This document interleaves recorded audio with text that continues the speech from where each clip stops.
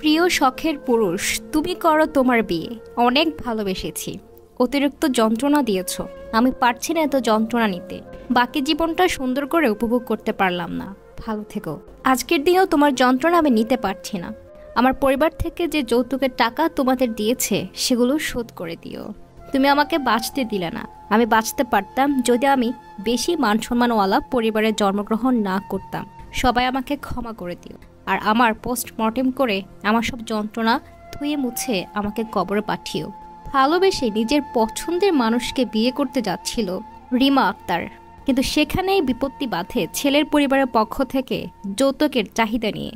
অবশেষে শখের মানুষের উপরে অভিমান করে গায়ে হলুদের কয়েক ঘন্টা আগে একটি চিরকুট লিখে রশিতে ঝুলে আত্মহত্যা করলেন রিমা আক্তার।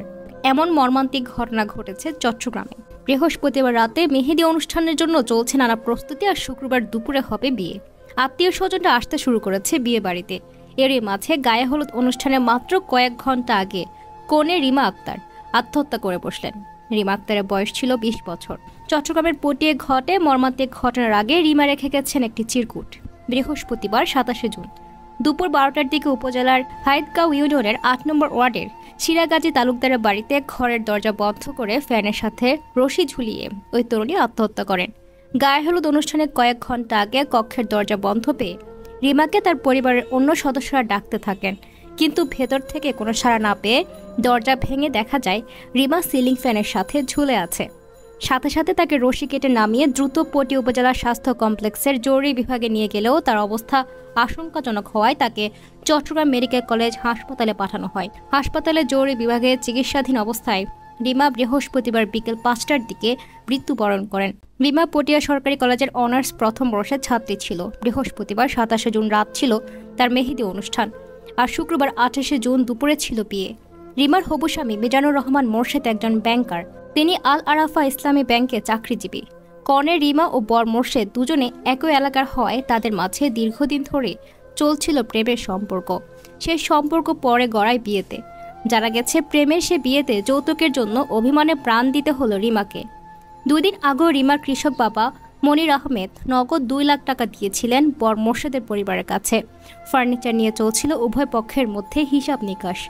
এ নিয়ে কয়েকদিন ধরে বর মোর্শেদ কনে রিমাকে মোবাইল ফোনে নানা ধরনের হুমকি ধমকি দিয়ে আসছিলেন। গত কয়েকদিন ধরে রিমাকে বিষণ্ণ দেখতে পান তার স্বজনরা।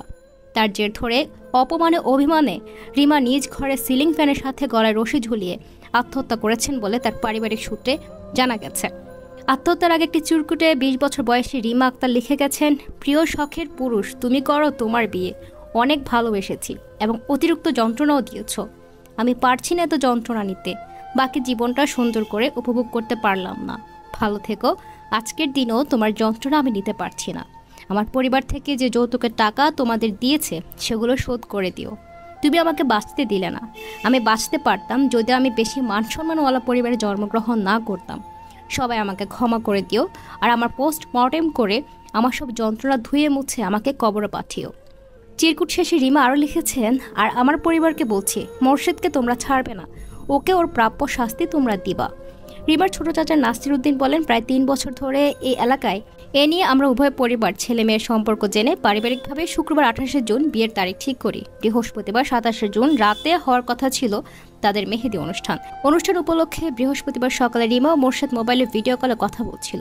এরপর ঘরের দরজা বন্ধ করে সিলিং ফ্যানের সঙ্গে রশি ঝুলিয়ে রিমা আত্মহত্যা করে। রিমার ভাই আজগর হোসেন বলেন, বিয়েতে বরযাত্রী খাওয়া দাওয়া বাবদ মোর্শেদের পরিবারকে নগদ 2 লাখ টাকা দেওয়া হয়েছে। তারপরও আমার বোনের কাছে যৌতুক হিসেবে ফার্নিচার, টিভি, ফ্রিজ এবং বিয়ের খরচ হিসেবে আরও নগদ টাকা দাবি করে। দুজনের প্রেমের সম্পর্ক থাকার পরও যৌতুক দাবি করার অপমান সইতে না পেরে আমার বোন আত্মহত্যার পথ বেছে নিয়েছে। তারা যে এতটা যৌতুক লোভী হবে আমরা জানতাম না। নিজের প্রাণ দিয়ে আমার বোন তাদের মুখোশ উন্মোচন করে দিয়ে গেছেন।